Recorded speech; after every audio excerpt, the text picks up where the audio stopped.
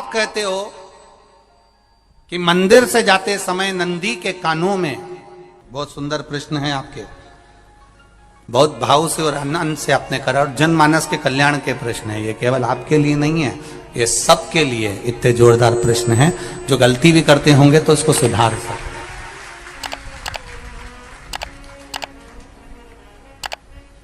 आपने कहा कि नंदी के कानों में कहना चाहिए, लोग हंसते हैं, कहते हैं बताओ वो नंदी के कानों में भगवान को कहना चाहिए।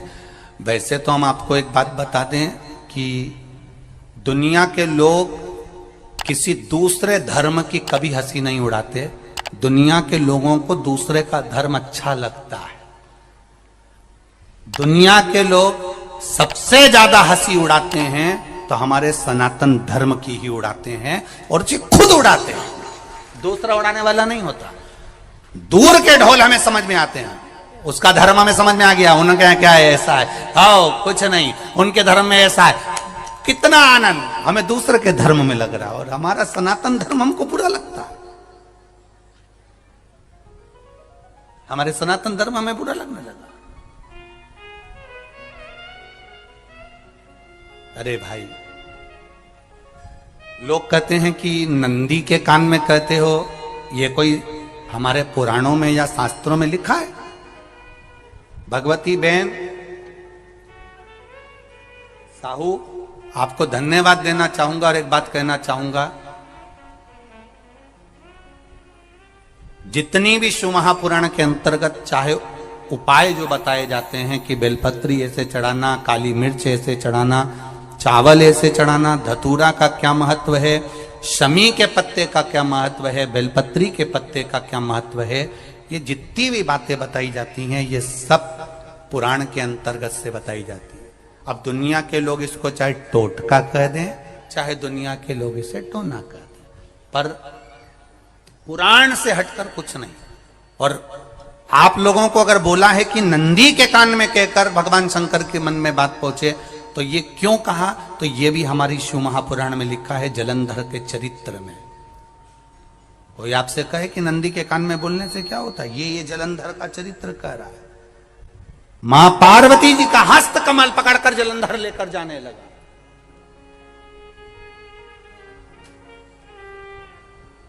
वृंदा का पति लेकर जा रहा। वृंदा तो भगवान की भक्ति में लीन रहती थी, उसको तो जलंधर को सबसे ज्यादा तकलीफ थी नारायण से, पर शिव के पास आ गया, क्योंकि ईर्षा प्रवृत्ति, अभी कथा में कहा, कोई कोई ऐसा होता है जिसको तुमसे बेर नहीं होता तो भी अंदर से ईर्षा जाग जाती है। कोई कोई ऐसा होगा जिसको अंदर से ईर्षा जागती है, अपने आप अंदर से ईर्षा जागती है, उसका कोई बेर नहीं, और ईर्षा जाग रही, भीतर से ईर्षा जाग। ना आप उससे मिले हो, ना कभी वो आप उसके सामने बैठे हो। कई लोग किसी ना किसी की बुराई करते हैं तो हम लोग पूछ भी लेते हैं, क्यों साहब उनसे मिलकर आए हो क्या तुम? कभी नहीं मिल किया, कभी उनका सामना हुआ नहीं हुआ, तो फिर बुराई क्यों कर रहा? एक ने कर दी थी इसलिए हमारे ध्यान में था तो हमने भी कर दी। लो, वो कुआं में डूब के मरेगा तो तू भी मरेगा का? नहीं।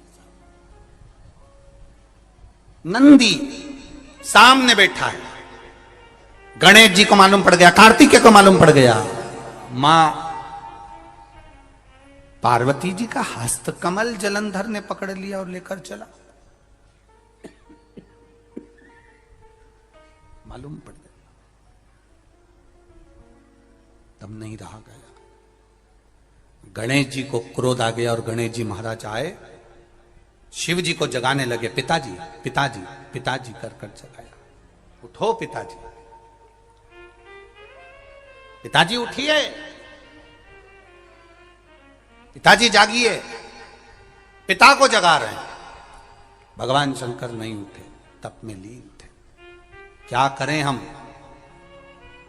जलंधर के पास में इतना बल है, इतना बल है, और पिता की आज्ञा नहीं होगी तो हम कैसे मार देंगे इसको?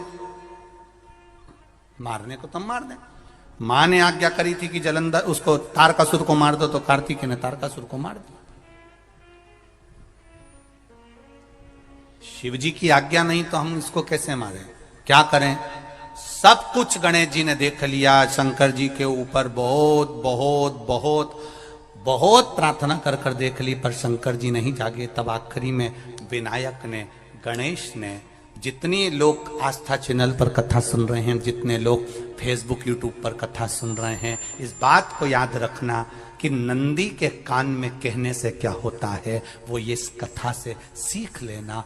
आखिरी में गणेश जी को लगा किसको कहूं, शंकर जी भी तप में हैं, नंदी भी तप में है, मैं किसको कहूं? शिव जी को कह के कर थक गया, पिताजी को बोल बोल कर थक गया, पिताजी जागते नहीं। अब मैं किसको कहूं ये बात, किससे कहूं?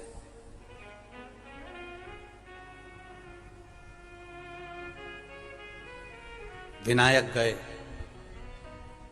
सीधे अब नंदी के पास में। नंदी भी तप में लीन थे, शंकर जी की ओर मुख था, शंकर जी की ओर मुख था।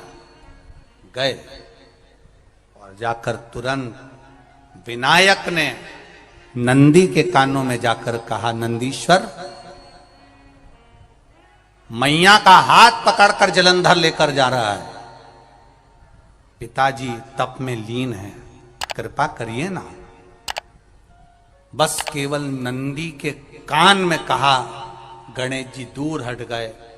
नंदी के कान में कहा, शंकर जी के नेत्र खुल गए, शिव जी के नेत्र खुले।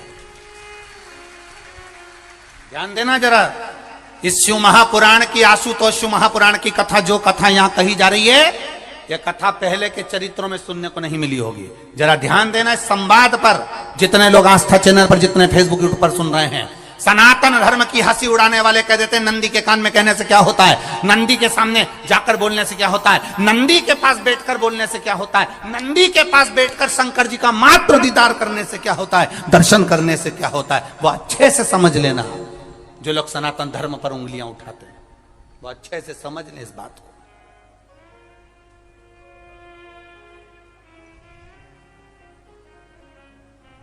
क्या होता है? नंदी तप में लीन, शिवजी तप में लीन, शिव नहीं उठ रहे। विनायक ने नंदी के कानों में जाकर कह दिया, नंदी के कान में जाकर कहा, नंदी के नेत्र नहीं खुले। नेत्र किसके खुले? जम के बोलो, महादेव के खुले, शिव जी के खुले। ये मन का तार। नंदी शंकर की आराधना कर रहे थे, शिव अपनी भक्ति में डूबे थे। यहां कहा, यहां पहुंचा, जो दिल में था उस तक बात पहुंच गई। नंदी के दिल में शिव थे, तुम कहे, नंदी ने शंकर तक बात पहुंचा दी। वो सूत्र जो बंधा था दिल से दिल तक का, वो पहुंच गया। वो सूत्र जो दिल से दिल तक बंधा हुआ था, मन से बंधा हुआ था, खबर वहां तक पहुंच गई, खबर पहुंच गई। उसको जानो, लुटाइए, ये मौका मिला है आनंद का, दिल से प्रेम लुटाओ। नंदी से कहा, नंदी ने देवादिदेव महादेव से नहीं कहा, केवल नंदी आंख बंद कर कर बैठे थे। कहते से ही भगवान गणेश के शब्द शिव जी तक पहुंच गए, शिव जी के नेत्र खुल गए और उन्होंने जलंधर के पास पहुंचकर पार्वती जी का हस्त कमल छुड़वाया। जरा विचार करिएगा, आप नंदी से कहते हो मेरे महादेव तक बात पहुंच जाती है, आपको केवल नंदी से प्रेम से कहना है, नंदीश्वर मेरे बाबा, ए मेरे बाबा, आप रोज शिव जी को लेकर भ्रमण पर निकलते हो, मुझे बहुत दुख है, आप मेरे दुख को मिटाने के लिए मेरे दरवाजे पर क्यों नहीं आते?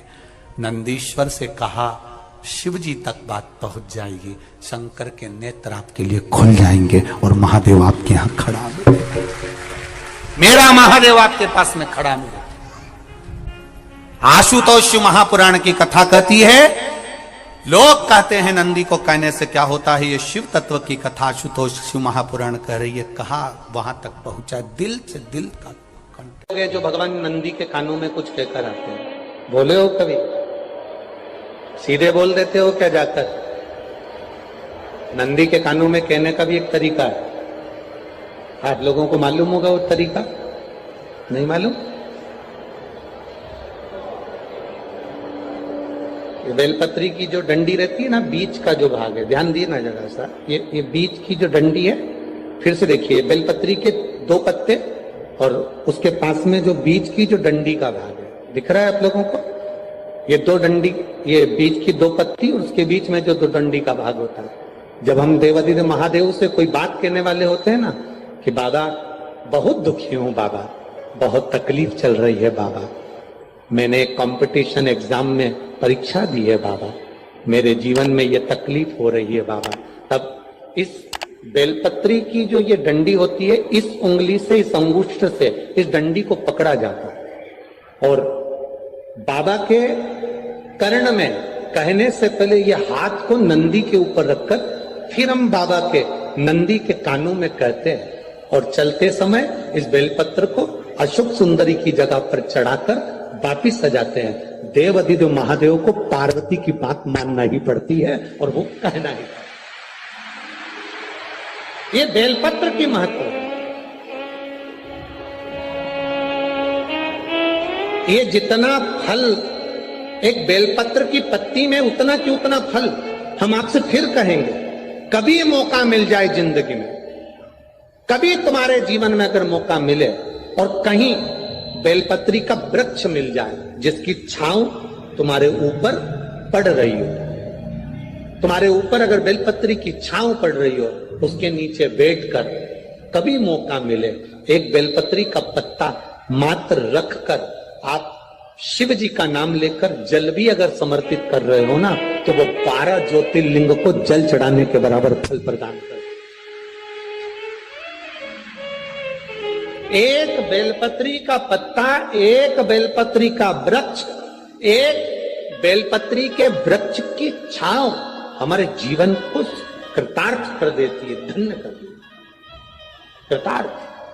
कभी भी शंकर के मंदिर में जाओ, शिव जी का पूजन कर जब वापिस आओ, तो शंकर भगवान के मंदिर में जो बाहर नंदी बैठता है, उसके कानों में ओम नमः शिवाय बोलकर अपने मन की कामना उसके कानों में बोलकर आप आ जाइए, आपकी कामना 3 महीने में पूरी हो जाती है। नंदी के ईश्वर भगवान का स्मरण करिए। अगर 7 बेलपत्र आप शंकर को समर्पित करते हो तो 1 बेलपत्र नंदी भगवान पर भी अवश्य समर्पित करें। नंदीश्वर भगवान शिव को समर्पित, 1 बेलपत्र नंदी के ईश्वर की ओर चढ़े। और बहुत ध्यान दीजिए महाराज, अगर कोई काम अटक रहा है, नहीं हो रहा, बहुत प्रयास करा, तो भगवान शंकर के मंदिर में 5 बेलपत्र चढ़ाइए। और शंकर भगवान की जो छोटी लड़की है अशोक सुंदरी, आपको बताया था ना अशोक सुंदरी का स्थान, भगवान शंकर की 6 लड़कियां हैं, उसमें से सबसे छोटी लड़की अशोक सुंदरी की जगह पर 1 बेलपत्र चढ़ाइए। फिर 1 बेलपत्र नंदी के ईश्वर पर चढ़ाइए और नंदी के ईश्वर पर चढ़ाने के बाद भगवान शंकर के मंदिर के बाहर चौखट पर दिया लगा दीजिए साइड में, और फिर अपने घर पर आ जाइए, आपका कार्य सफल होना प्रारंभ हो जाएगा। नंदी के ईश्वर भगवान नंदी के ईश्वर का स्मरण कर लेने पर जीव आनंद सुख की अनुभूति करता है, आनंद सुख को पाता। भगवान नंदी के ईश्वर का पूरी दुनिया में केवल एक केदारनाथ ही एक ऐसा है जहां पर ओम कुंड विराजमान है। कौन सा कुंड है वहां पर? ओम कुंड। जो बच्चा हकलाता है, तोतला बोलता है या गूंगा होता है, जिसकी वाणी नहीं होती, वो अगर ओम कुंड पर जाकर ओम बोलने का प्रयास करता है तो जितनी देर तक उसके मुंह से घुंड की आवाज निकलती है, उतनी देर तक ओम कुंड में से पानी का बुलबुला निकलता रहता है। और 7 या 8 बार बोलने से व्यक्ति हकलाना छोड़ देता है, तोतला बोलना छोड़ देता है और उसकी वाणी आ जाती है। वो ओम कुंड केदारनाथ जी में बसता है। कहां बसता है?